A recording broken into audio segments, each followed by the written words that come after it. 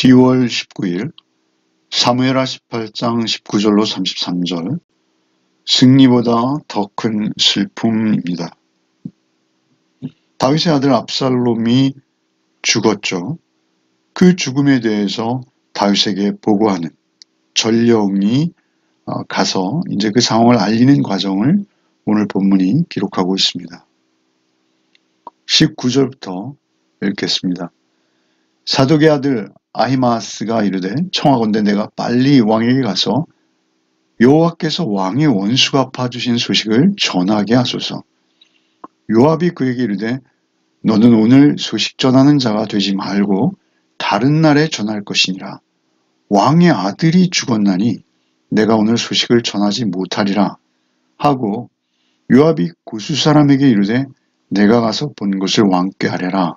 하매 구스 사람이 요압에게 절하고 다름질하여 가니 사독의 아들 아히마아스가 다시 요압에게 이르되 청하건대 아무쪼록 내가 또한 구스 사람의 뒤를 따라 달려가게 하소서. 하니 요압이 이르되 내 아들아 너는 왜 달려가려 하느냐? 이 소식으로 말미암아서는 너는 상을 받지 못하리라 하되 그가 한사코 달려가겠노라 하는지라. 요압이 이르되 그리하라 하니 아히마아스가 들길로 다름질하여 구스 사람보다 앞질러 가니라. 사독의 아들 아히마아스가 자신이 그 승전보를 전하는 전령이 되게 해달라라고 요압에게 간청하는 것이죠. 청하건대 내가 빨리 왕에게 왕의 원수 갚아주신 소식을 전하게 하십시오 라고 청하는데 요압이 그것을 거절합니다. 너는 오늘 이런 소식을 전하는 자 되지 말고 다른 때 좋은 소식을 전해라.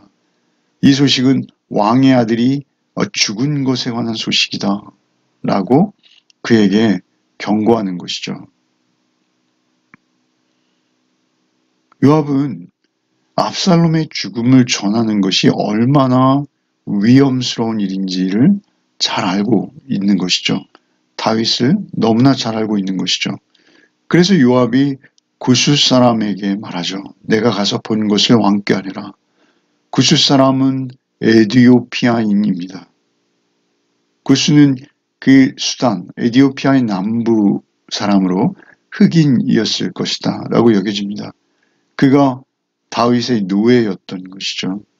그래서 다윗의 노예를 그 소식 전하는 자로 삼으면 다윗은 어찌할 수 없다는 것이죠. 단순히 소식만 전하는데요. 그래서 구스 사람을 선택해서 보낸 것이죠. 그러나 사독의 아들 아히마아스가 또다시 요청을 합니다. 청하건대 아무쪼록 내가 구스 사람을 이미 보내셨으나 그를 뒤따라가서라도 소식을 전하게 해주십시오. 이것은 어떤 충성심과 어떤 공로심이 함께하는 그러한 마음의 상태일 것이죠. 요압이 그에게 아들아 라고 애칭을 부릅니다. 너는 왜 달려가려 하느냐? 이 소식으로 말미암아 너는 상을 받지 못하리라. 이것은 네가 전할 소식이 아니다. 이 소식을 전한다 해서 네가 좋은 이야기 듣지도 못하고 상을 받지 못한다 라고 말렸으나 23절에 한사코 달려가겠노라 해서 결국은 요압이 그 청에 못 이겨 그리하라 라고 허락할 수밖에 없었던 것이죠. 그리고 아히마아스가 들길로 다름질하여 구스 사람보다 앞질러 갔다 라고 본문을 기록하고 있습니다. 구스 사람은 단거리, 최단거리를 택해서 골짜기를 따라 험한 길을 가는 그러한 코스를 택했고요. 아히마아스는 다름질이 특기인지라 들길로 평평한 길이죠. 그러나 먼 길입니다. 그러나 그 들길을 다름질로 갈 때는 더 빨리 갈 수 있는 길이라고 여겨지는 그 길로 달려가게 되는 것이죠. 자, 이제는 그 소식을 기다리고 있는 다윗의 모습이 기록되어 있습니다. 24절부터 읽겠습니다. 때에 다시 두 문 사이에 앉아 있더라. 파수꾼이 성문 위층에 올라가서 눈을 들어보니 어떤 사람이 홀로 달려오는지라. 파수꾼이 외쳐 왕께 하려매 왕이 이르되 그가 만일 혼자 하면 그 예배 소식이 있으리라 할 때 그가 점점 가까이 오니라. 파수꾼이 본즉 한 사람이 또 달려오는지라. 파수꾼이 문지기에게 외쳐 이르되 보라 한 사람이 또 혼자 달려온다 하니 왕이 이르되 그도 소식을 가져오느니라. 파수꾼이 이르되 내가 보기에는 앞선 사람의 다름질이 사독의 아들 아히마아스의 다름질과 같으니이다 하니 왕이 이르되 그는 좋은 사람이 좋은 소식을 가져오느니라 하니라. 다윗은 두 문, 아마도 성벽의 외문과 그리고 또 다른 문, 두 문이 있었는데 그 성벽 사이에 외벽과 내벽 사이에 그 두 문 사이에 앉아서 소식을 기다리고 있는 것이죠. 초조한 모습입니다. 파수꾼은 성문 위층에 올라가서 눈을 들어 보고 있습니다. 이것은 마치 다윗이 그 밧세바의 범죄를 범할 때 그때 집 위층에 올라가서 눈을 들어 보았다라는 표현과 아주 동일한 문장으로 표현되어 있습니다. 그래서 일부 주석가들은 이것이 아마 그때의 상황을 떠올리게 하는 어떤 그런 효과를 기대하고 이렇게 문장을 구성했을 것이다 라고 보기도 합니다. 그러나 더욱 중요한 것은 무엇입니까? 다윗이 이제는 아주 초조한 입장에서 아들이 살아있기만을 간절히 바라며 소식을 기다리고 있다라는 것이죠. 어떤 사람이 홀로 달려오는 것을 보고 파수꾼이 다윗에게 이르죠. 그러자 또 조금 후에 또 다른 사람이 달려오는 것을 목격하게 됩니다. 그 파수꾼이 이제 그가 또 달려오는데 그는 사독의 아들 아히마아스 같아 보인다라고 보고하죠. 그러자 다윗이 그는 좋은 사람이니 좋은 소식을 가져오느니라. 좋은 사람이라는 것은 그가 아마도 이전에도 좋은 소식들, 다윗에게 도움이 되어지는 이 소식들을 전하는 그러한 모습이었을 것이다 라고 여겨지고 아히마아스는 파수꾼이 보기에도 그 달리는 특징을 알 만큼 달리기가 특별한 사람이었을 것이라고 보여집니다. 그래서 다윗은 기대하게 되는 것이죠. 그리고 이제 보고를 듣게 됩니다. 28절부터 읽겠습니다. 아히마아스가 외쳐 왕께 이르되 평강하옵소서 하고 왕 앞에서 얼굴을 땅에 대고 절하며 이르되 왕의 하나님 여호와를 찬양하리로소이다. 그의 손을 들어 내 주 왕을 대적하는 자들을 넘겨주셨나이다 하니 왕이 이르되 젊은 압살롬은 잘 있느냐 하니라. 아히마아스가 대답하되 요압이 왕의 종 나를 보낼 때 크게 소동하는 것을 보았사오나 무슨 일인지 알지 못하였나이다 하니 왕이 이르되 물러나 거기 서 있으라 하매 물러나서 서 있더라. 아히마아스가 이제 승전보를 기쁨으로 전하죠. 평강하옵소서. 얼마나 기쁜 소식입니까? 그 승전보를 다윗은 기다리고 있습니다. 그러나 그 승전보보다 다윗의 관심이 더 기울어지는 것은 아들의 생사 여부인 것이죠. 그 기쁨의 승전보를 들었음에도 불구하고 다윗은 즉시 그의 가장 큰 관심을 물어보는 것이죠. 젊은 압살롬은 잘 있느냐라고 잘 있느냐라는 것은 생존해 있느냐라는 그러한 의미겠죠. 그러자 아히마아스는 둘려댑니다. 분명히 왕의 아들 압살롬이 죽은 것을 잘 알고 있었으나 그것을 말하지 않는 것이죠. 내가 올 때 큰 소동을 보았는데 무슨 일인지는 알지 못하였나이다. 둘러대는 것이죠. 막연하게 자기가 알고 있는 사실을 회피하는 것입니다. 이미 그 소식이 얼마나 다윗에게 크고 위험한 소식인지를 알게 되었다라는 것이죠. 왕의 아들이 죽었나니 내가 오늘 소식을 전하지 못하리라. 요압이 아히마아스에게 했던 말이죠. 그것을 이제 아히마아스는 파악하고 있는 것이죠. 그리고 온 것입니다. 그래서 이렇게 둘러대는 것이죠. 그리고 나서 이제 구스 사람에게 다윗은 아들의 죽음을 듣게 되는 것이죠. 31절부터 읽겠습니다. 구스 사람이 이르러 말하되 내 주 왕께 아랠 소식이 있나이다. 여호와께서 오늘 왕을 대적하던 모든 원수를 갚으셨나이다 하니 왕이 구스 사람에게 묻되 젊은 압살롬은 잘 있느냐? 구스 사람이 대답하되 내 주 왕의 원수와 일어나서 왕을 대적하는 자들은 다 그 청년과 같이 되기를 원하나이다 하니 왕의 마음이 심히 아파 문 위층으로 올라가서 우니라. 그가 올라갈 때 말하기를 내 아들 압살롬아 내 아들 압살롬아 차라리 내가 너를 대신하여 죽었더라면 압살롬 내 아들아 하였더라. 이제 구스 사람은 두 번째 보고를 하게 되는 것이죠. 내 주와 함께 아랠 소식이 있나이다. 여호와께서 오늘 왕을 대적하던 모든 원수를 갚으셨나이다. 승전보를 역시 기쁨으로 전하는 것이죠. 그러자 승전보에는 관심도 없다는 듯 역시 아히마아스에게 물어봤던 그 짧은 문장을 반복합니다. 젊은 압살롬은 잘 있느냐? 라는 것이죠. 여기 젊다라는 히브리어는 다른 성경에는 어린 압살롬은 잘 있느냐? 공동번역에는 철부지 압살롬은 잘 있느냐? 이렇게 번역했습니다. 어리고 철부지, 그 젊은 압살롬, 아무 세상 물정 모르는 그 압살롬, 불쌍한 압살롬, 그 압살롬은 잘 있느냐? 라는 것이죠. 구스 사람은 그 죽음을 분명히 알고 있기에 그것을 전합니다. 그러나 그것을 직접 그 단어로 표현하지 아니하고 역시 애둘러 말하죠. 내 주 왕의 원수와 일어나서 왕을 대적하는 자들은 다 그 청년과 같이 되기를 원하나이다. 그러니 이것은 승전보를 전하면서 그 청년도 역시 왕을 대적하는 자들이었기 때문에 전쟁에서 패하여 죽었나이다 라는 소식을 애둘러 말하는 것이죠.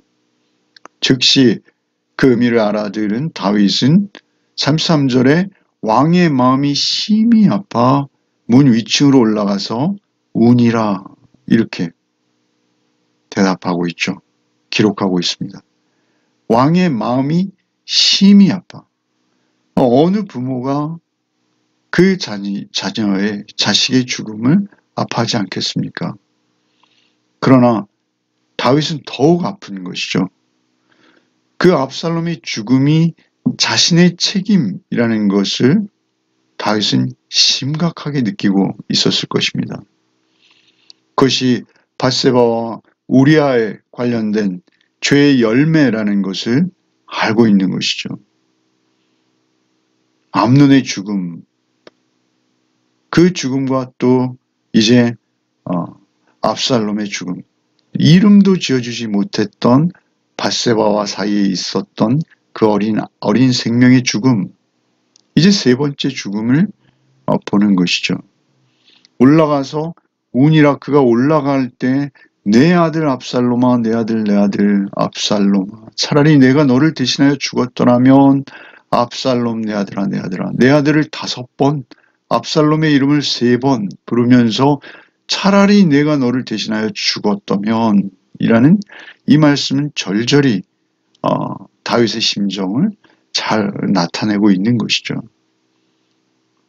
이 전쟁이 일어나서 다윗의 군대들이 전장으로 나갈 때 다윗이 했던 말이 있죠. 군대를 3대로 나누어서 내보낼 때 각각의 대장들이 요압, 아비새, 이때였죠. 그런데 그들을 위해서 동일하게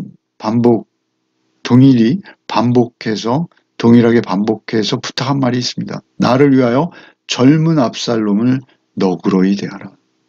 나를 위하여 어린 압살롬을 너그러이 대하라. 나를 위하여 그 철부지 압살롬을 너그러이 대해 주십시오. 이렇게 부탁했던 것이죠. 사실 이것은 굉장히 이기적인 제안입니다. 그 압살롬으로 인해서 전쟁이 일어났고 그 전쟁에는 이스라엘의 많은 아들들이 희생될 수도 있는 전쟁이죠.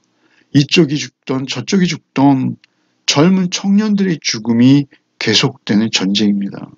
얼마나 이기적인 제안입니까? 어찌되었든 그는 그 전령을 구체적으로 신문하지 않습니다. 어떻게 누가 죽였느냐, 죽이게 된 과정을 아는 대로 소상히 밝혀라, 이렇게 신문하지 않아요. 그가 사실은 사울과 요나단의 죽음을 전했던 자를 죽이지 않습니까?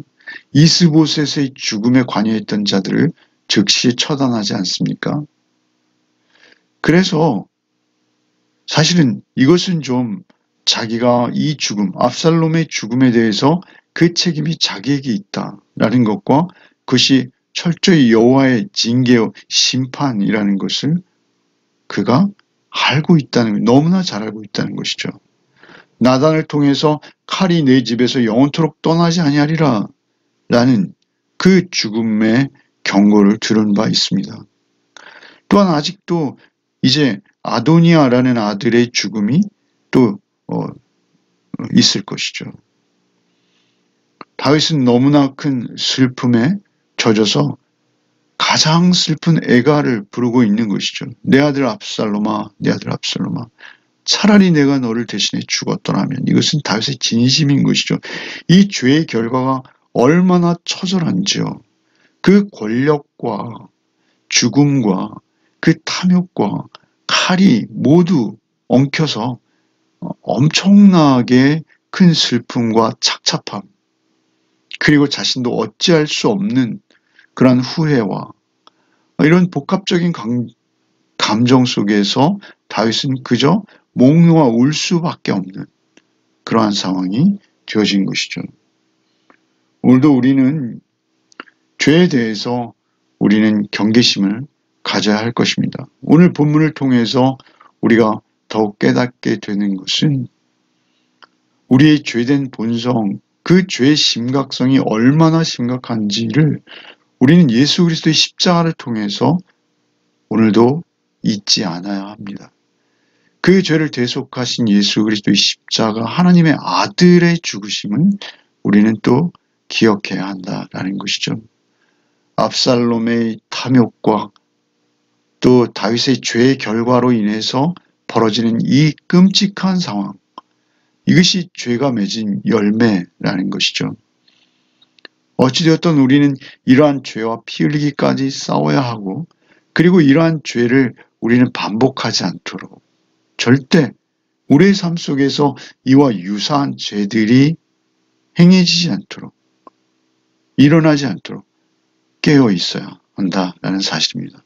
오늘 하루에 주어진 삶 속에서도 오직 우리 주 예수 그리스도 안에서 그 은혜로 또 하루를 잘 살아내는 복이 있으시기를 바랍니다.